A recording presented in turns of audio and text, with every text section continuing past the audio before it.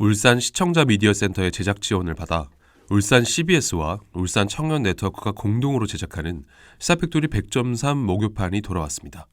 라디오 주파수 FM 100.3으로 방송된 이 내용은 팟빵과 유튜브에서 나울통을 검색해 다시 들으실 수 있습니다.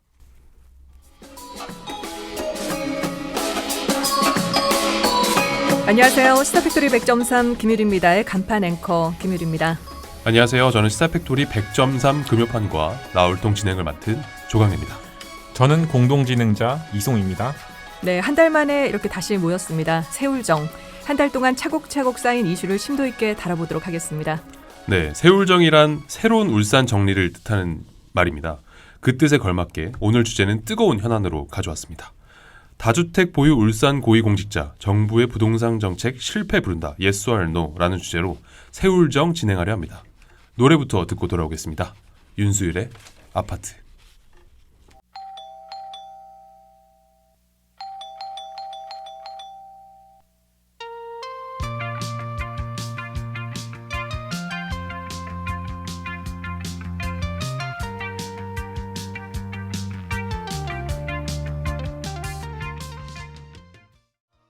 네, 윤수일의 아파트 듣고 왔습니다. 오늘 방송 주제가 부동산 정책과 관련이 있잖아요. 굉장히 매우 적절한 선곡이 아니었나 싶습니다.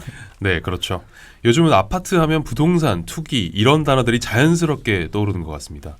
오늘은 세울정이 없어서는 안 될 핵심 인물이자 나울통을 진심으로 아끼고 사랑해 주시는 오상택 박사와 최건 변호사님 두 분을 스튜디오로 모셨습니다. 안녕하세요. 오랜만에 뵙습니다. 두 분 그간 잘 지내셨죠? 안녕하십니까. 예, 안녕하십니까. 네, 안녕하십니까. 안녕하십니까. 네, 반갑습니다. 오늘 저희 방송 주제가 다주택 보유 울산 고위공직자, 정부의 부동산 정책 실패를 부른다, yes or no입니다. 정부의 부동산 정책이 울산에 끼친 영향과 앞으로 방향성에 대해 물어보려고 하는데요. 23번째 부동산 대책이 나오기까지 문재인 대통령에 대한 부정평가가 7월 2주부터 긍정평가를 넘어서서 4주 연속 지지율 하락세가 이어졌습니다. 네, 문재인 정부는 이번 부동산 정책이 성공적으로 진행되어야 한다며 다주택 소유 고위공직자들에게 실거주 용도가 아닌 주택에 대해 처분을 권고했죠. 이 권고 대상은 청와대와 중앙부처, 국회 고위공직자뿐만 아니라 울산 단체장, 기관장, 광역 및 기초의원들도 포함이 됩니다. 네, 이런 상황을 놓고 정부의 부동산 정책과 울산 고위공직자 다주택 보유 논란에 대해서 오늘 오상택 박사와 최건 변호사와 함께 얘기 나눠보겠습니다. 본격적으로 시작하기에 앞서서 두 분 시사팩토리 100.3과 또 나울통 청취자들께 인사 좀 해주세요. 네, 안녕하세요. 저 오상택입니다. 비가 참 지겹게 많이 오고 있습니다. 가정마다 비 피해 없으시길 참 간절히 기도하겠습니다. 네, 최건 예, 변호사님. 안녕하십니까. 최건 변호사입니다. 저도 사실 오늘 좀 관심 있는 주제라서 사실 좀 그동안 좀 생각해왔던 바도 있고 이렇기 때문에 좀 열심히 토론해 보도록 하겠습니다. 예, 감사합니다. 네. 오늘은 두 분께 먼저 짧은 답변을 먼저 좀 듣도록 하겠습니다. 질문에 yes 혹은 no로 먼저 답변을 좀 부탁드리고요. 그 다음에 이제 구체적인 답변을 좀 부탁드립니다. 알겠습니다. 네. 첫 번째 질문 드리기 앞서 맥락을 먼저 설명해야 할 것 같은데요. 지난주 7일 청와대 비서실장을 비롯해 비서실 소속 수석비서관 5명이 줄줄이 사표를 제출했습니다. 이에 대해 취재진이 이유를 물었는데요. 청와대 관계자는 부동산 정책 실패를 비롯 최근 상황을 고려해 이들이 사표를 제출했다고 해명했습니다. 이 과정에서 청와대와 민주당 사이에 이상 기류가 나타나고 있습니다. 민주당 8.29 전당대회에서 당대표에 도전하는 이낙연 후보는 지난주 7일 광주 전남 권역방송 토론회에서 고위공직자들이 다주택을 처분해 집 하나만 가지라고 말해놓고 자기들은 굼뜨게 대처했다라며 청와대 인사를 비판했습니다. 다른 경쟁자인 김부겸, 박주민 후보 역시 청와대에 쓴소리를 했습니다. 주사표 보도를 놓고 누리꾼들은 역시 권력은 잠깐이지만 돈은 남는다. 즉 대신 집을 택했다는 조롱 섞인 의견이 대부분이었습니다. 네, 굉장히 귀에 익은 뉴스예요. 울산에서도 이 다주택 소유 고위공직자에 대한 보도가 연달아 나왔는데요. 이상하게 어느 누구도 이렇다 할 입장을 내놓고 있지 않습니다. 자, 여기서 첫 번째 질문 드리겠습니다. 문재인 정권 부동산 실패와 대한민국 부동산 불패 신화는 고위공직자들이 입증한 것이다. Yes or no? Yes. No. 네, 갈리네요. 네. 오늘 먼저 최건 변호사님께서 먼저 말씀을 좀 해주시겠습니까? 예, 네. 사실 저 개인적인 의견으로는 이게 뭐 정부 이 정책을 떠나서 특정인이나 뭐 특히 공무원들이 선출직뿐만 아니라 임명직 공무원들이 그 다주택을 소유하거나 뭐 그러니까 쉽게 얘기해서 투기나 투자 목적으로 부동산 소유하는 것에 대해서 개인적으로 굉장히 비판적입니다. 근데 이 자체가 사실 위법도 아닐 뿐만 아니라 지금 이게 직간접적으로 강제하는 문제가 있습니다. 그리고 더더군다나 지금 사실 내로남불 현상이 있거든요. 네. 그러니까 그러니까 쉽게 얘기해서 다주택을 처분하라, 뭐 실거주 주택이 아닌 그 주택을 처분하라는 얘기가 나오면서도 실제로 정부 관계자들이나 그 청와대 관계 인사들은 다주택인 경우가 굉장히 많습니다. 네. 그리고 문재인 정권 부동산 실패 정권이 지금 부동산 정책에 실패를 했다는 것에 대해서는 별로 이론이 없을 것 같습니다. 근데 이게 제가 여기 좀 시간이 되면 자세하게 좀 설명하겠지만 저는 아까 말씀드렸다시피 그 큰 틀에서는 사실 뭐 그 다주택 소유하는 것에 대해서 부정적이긴 하나 지금 현행 정부의 부동산 정책에 대해서도 굉장히 부정적입니다. 사실 그러니까 이 부동산 정책이 무엇을 위한 정책인지 사실 알 수가 없습니다. 관련해서 만약에 이 정책 자체가 뭐 세수 확대라던가 네. 이런 경우에 사실 효과적인 정책이 될 수도 있지만 집값 안정화라던가 하다못해 투기 쉽게 얘기해서 투기꾼을 근절한다. 여기 대해서는 적절한 정책이 될 수가 없기 때문에 이 정책에 대해서도 그러니까 실제로 이 정책이 실패하고 있다는 거를 현 정부 관계자들의 여러 가지 행동으로 입증해 주지 않나 이렇게 생각하고 있습니다. 네. 오성태 박사님. 현재 고위공직자들이 이제 집을 팔고 있는 이제 공고 사항이죠. 네. 그러니까, 권고 사항이죠. 네. 네. 공고 사항이니까 일단은 강제성은 없는 거예요. 강제성은 없기 때문에 그러나 이제 고위공직자들이 이제 모범을 창출하는 입장에서 집을 자발적으로 이렇게 팔아주는 것들은 좀 필요한 과정이지 않는가. 그렇지 않습니까? 대학교에서 학생회장이 사물함을 이렇게 배정하는데 집행부가 배정하는데 네. 이른당 학생들 한 개씩 배정을 요구를 했는데 돈이 많다고 2개 할 수 없다. 근데 집행부가 2개 가지고 있다. 이러면 좀 문제가 되잖아요. 그러니까 모범이 필요한 겁니다. 그리고 노블레스 오블레제의 정신이 필요한 거죠. 그래서 저는 그렇게 하고 있는 방식은 좀 잘 하고 있다 저는 생각하고 있고요. 공고입니다. 그래서 이게 강제성이 아니기 때문에 그래서 자발적으로 우리 고위공직자들이 그런 모범을 좀 보여줬으면 좋겠다 이런 게 이제 생각이고요. 일단 문재인 정부의 지금 부동산 정책은 딱 기존 한 가지입니다. 집값 안정.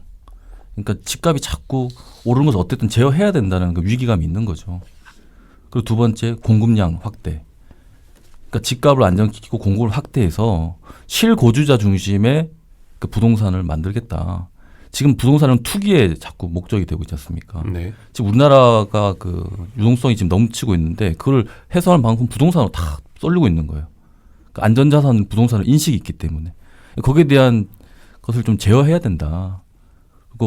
그래서 여러 가지 이제 정책을 지금 시행하고 있고 이제 문재인 정부도 이제 집값이 안정화하고 있다 이렇게 지금 이제 수보회의에서 얘기도 했지 않습니까? 그러니까, 네. 그러니까 좀 장기적으로 지켜봐야 된다. 그러니까 문재인 정부가 지금 했던 정책이 LTV, DTI 대출 규제, 주택 거래 허가제, 자금 조달 계획서 의무화, 보유세, 거래세 인상, 그다음에 투기 지역 확대 지정 등의 이런 정책 수단들을 계속 쓰고 있는 거예요. 어쨌든 집값을 잡기 위한 정책 수단을 쓰고 있고, 그래서 아까 최 공께서 말씀하셨지만 거기 투기 세력들의 좀 이렇게 좀 빈 곳을 자꾸 찔러대는 그런 곳들에 좀 그걸 좀 조금 더 제도적 보완을 해서 그것들을 막아낼 수 있는 방안들을 좀 계속 찾아내면 집값은 좀 안정된다. 그러니까 정부가 기조가 확실하게 집값 안정으로 잡혀 있기 때문에 좀 기다려보고 좀 지켜봐야 된다 이렇게 저는 얘기할 수 있습니다. 네. 시간이 네. 필요하다는 말씀이시네요. 네, 그렇습니다. 네, 이어서 두 번째 질문으로 좀 넘어가 보겠습니다. 국토부, 기재부 등 부동산 정책 담당 고위공직자 10명 중 4명이 다주택자로 부동산 정책에 형평성이 없다. 고양이에게 생선을 맡긴 게 아닌가라는 비유 섞인 비판이 있었습니다. 정책 업무 배제를 해야 한다는 등 다양한 여론조사가 진행되었는데 이 정부 공직자윤리위원회와 울산시 공직자윤리위원회 사이에서 발행한 관보와 공보를 통해 2020년 공직자 재산등록 사항 자료를 분석해 보면 이 송초로 시장을 필두로 단체 기관장 6명, 박병성 시의회 의장을 비롯해 시의원 9명, 구의회 14명이 다주택 보유자로 확인되었습니다. 여기서 질문. 광역 및 기초단체장, 기관장, 시의원, 구의원 등 다주택 보유 고위공무원 살지 않는 주택 처분해야 된다고 생각한다. Yes or no? 세모 얘기했습니다. 세모. 예. 예, 예써 하든.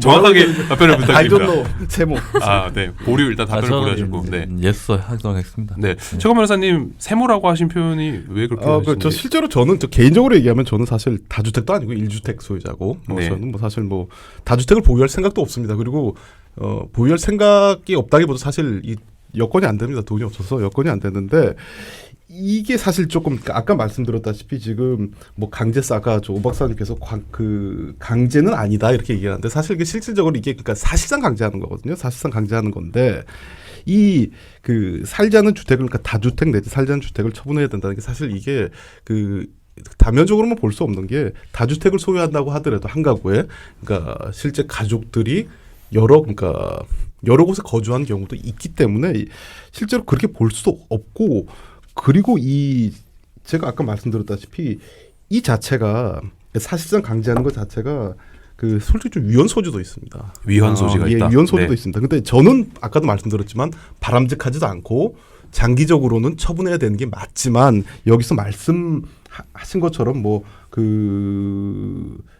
정책 업무 배제를 해야 된다는 식의 방식에는 동의하지 않습니다. 그러나 아까 말씀하신 것처럼 분명히 바람직하지도 않고 이게 장기적으로 따지면 그러니까 이 부동산은 사실 거주하는 게 돼야지 투자 목적으로 그러니까 이 투기를 조금 흔히 말해서 미화한 게 사실 투자인데 이 목적으로 삼아서는 안 된다고 생각하는데 이 방식은 문제가 있다 이렇게 생각하고 있습니다. 지금의 방식으로는 좀 예. 문제가 있다. 이런 말씀이시죠. 예. 네. 오상택 박사님은 네. 예스라고 하셨어요. 네. 아까도 말씀드렸지만 정책을 실행하면 의지를 좀 보여야 됩니다. 그리고 신뢰를 보여줘야 돼요. 그러니까 정책 의지와 신뢰는 어쨌든 이걸 집행하는 자들 그리고 이걸 컨트롤하는 그들의 좀 의지의 문제거든요. 그렇기 때문에 좀 모범을 보여줘야 된다라는 생각이 좀 들고요. 그러니까 지금 정무위 국회에 보면 정무위가 있어요. 거기 보면 이제 정무위의 의원들은 기본적으로 백지 신탁을 합니다. 증권이나 이런 정보들을 많이 보기 때문에 그래서 예컨대 이제 국회 같은 국토위나 지방의회 같으면 경제건설위나 아니면 개발에 대한 정보가 많은 그런 그쪽에서는 부동산 관련된 정보가 많은 데서는 일종의 부동산 투자를 금지하는 그런 조항들 이런 게 좀 필요하잖아요. 그러니까 강제성을 줌으로써 좀 더 인식하고 좀 더 책임성 가지고 있지 않는가. 이미 정무위는 그렇게 배시 신탁을 하면서 주식을 많이 가진 의원들은 못 들어가요. 아니면 다 풀어가야 되니까. 그래서 지금 이렇게 이슈화됐던 이게 부동산 문제를 좀 강제할 수 있는 방안들을 좀 차단해서 국민들에게 좀 신뢰를 좀 볼 수 있도록 하는 게 필요하다. 저는 이렇게 봅니다. 네. 6.17 부동산 정책 발표 이후 한쪽 문제를 해결하면 한쪽이 부풀어 오르는 이른바 풍선 효과를 수도권이 아닌 비수도권 즉 비규제 지역에 투기꾼이 몰리는 현상이 발생하고 있습니다. 일례로 울산 남구 옥동의 한 아파트의 매매가가 올해 초 5억 7,500만 원이었는데 최근 매매가가 6억 7,500만 원. 거래가 이루어져 딱 1억이 올라 가파른 상승세를 보였습니다. 문정부 들어서기 전인 2017년 3월 거래가를 보면 4억 5천만 원 가량이었습니다. 자연스럽게 집 없는 서민들은 문재인 정부의 부동산 정책으로 상대적인 박탈감을 느낍니다. 여기서 질문 드리겠습니다. 울산에서 사는 무주택 서민들의 좌절감 앞으로 더 심각해질 것이다. Yes or no? 예. Yes. No. 네. 이번에도 예. 좀 최건 변호사님이 예스라고 답변하셨습니다. 사실 저는 네. 좌절감만 있으면 상관이 없는데 취득하기가 어려울 겁니다. 이 정책 기조 자체가 쉽게 얘기해서 지금 이 문재 정부는 이 전세 시장을 사실 월세 시장으로 바꾸려고 하고 있습니다. 월세 시장으로 아시다시피 월세로 바꾸게 되면 일반 서민들 같은 경우는 집을 더 구입하기 어려워집니다. 그러니까 쉽게 얘기해서 그러니까 이 시장에 맡기자면 공급은 늘리고 취득할 수 있는 사람들은 더 쉽게 취득할 수 있게 해야 되는데 이 공급이 늘리지도 않는 게 그러니까 흔히 말해서 그러니까 파는 사람 입장에서는 양도세도 그러니까 모든 항목에다가 세금을 부여하니까 파는 사람도 쉽게 팔려고 하지 않을 뿐만 아니라 취득하고 있는 사람, 취득하고 싶어 하고자 하는 사람들도 무주택 서민들 같은 경우도 취득하기 어려워집니다. 그리고 대부분 사람들 저도 그랬지만 대부분 사람들이 그러는 게 집을 사기 위해서는 보통 전세로 살다가 그다음에 은행에서 대출을 받아가지고 집을 사는 경우가 거의 그렇죠. 대부분이죠. 네. 근데 지금 현재는 월세로 내다 보면 사실 이게 그러니까 쉽게 얘기해서 돈도 못 모읍니다. 그리고 대출도 여기서 규제가 됩니다. 쉽게 해서 집 사지 말라는 얘기예요. 네. 그러니까 집은 사라고 해놓고 집 사는 수단은 막아놨으니까, 집 사는 통로는 막아놨으니까, 이건 사실 그 쉽게 얘기해서 무주택 서민들이 좌절감만 있는 게 아니라 이 정책이 바뀌지 않는 이상 주택을 구입하기는 더 어려워질 것이라고 예상합니다. 사실 오늘 좀 부동산 그리고 특히나 이제 울산 지역의 문제에 대해서 좀 저희가 좀 궁금한 게 있는데, 그래서 울산은 사실 아까 저희가 세 번째 질문에도 그 옥동 같은 경우는 집값이 갑자기 좀 급수적으로 이렇게 껑충 뛰었다. 1억 정도 뭐 뛰었다. 아까 예시를 좀 보여드렸는데, 이 울산에 대한 대책이 좀 없다고도 일각에서는 좀 보는 것 같습니다. 예를 들면 남구 신정동 문수로 2차 알파크 1단지는 평당 2,500만 원에 육박합니다. 이 연일 최고가를 계속해서 갱신 중인데요. 이 울산에 대한 대책이 필요해 보이는데 두 분이 보시기에는 좀 어떻게 생각을 하십니까? 그 제가 짧게 말씀드리자면 네. 이 부동산 정책 자체가 그러니까 전국을 대상으로 하나 이 그러니까 타겟 자체가 그 강남 3구를 사실 네. 그러니까 강남 3구의 예를 들어서 입법을 하고 한 겁니다. 그 사실 울산에는 사실 크게 상관도 없습니다. 그리고 기존의 울산이 그러니까 이런 문제가 있습니다. 울산이 뭐 지금 뭐 물론 뭐 문재인 정부 들어서기 전까지 부동산이 오르긴 했지만 그렇게 그 전까지 심각했냐 그건 아닙니다.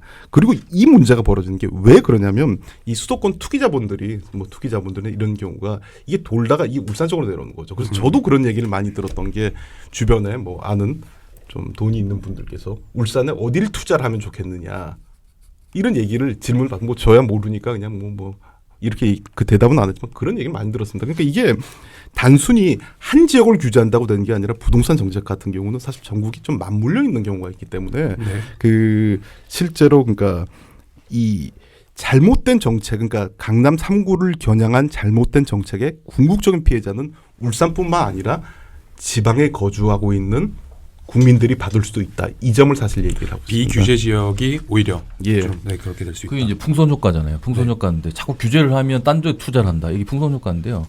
울산은 그래서 이제 옥동 뭐 일대 뭐 이렇게 얘기를 하시는데 그래서 정책의 기조가 중요한 겁니다. 그러니까 정책 기조는 1가구 1주택 실제 사는 주거하는 사람들에게는 혜택이 있어야 됩니다. 그러니까 세금이라든지 이런 뭐 보유세라든지 이런 것 좀 감면해주고요.